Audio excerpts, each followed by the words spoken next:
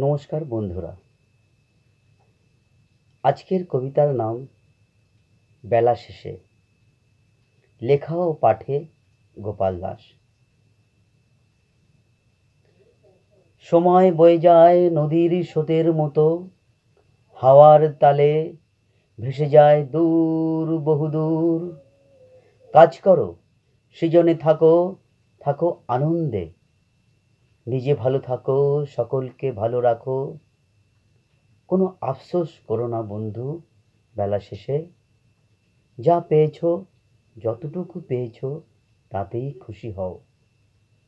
আরো চাই, আরো চাই, আরো চাই, আর নয়। এবার একটু একটু করে ছাড়তে শেখো। কোনো হতাশা আফসোস নয় বন্ধু বিদায় বেলায়। নমস্কার।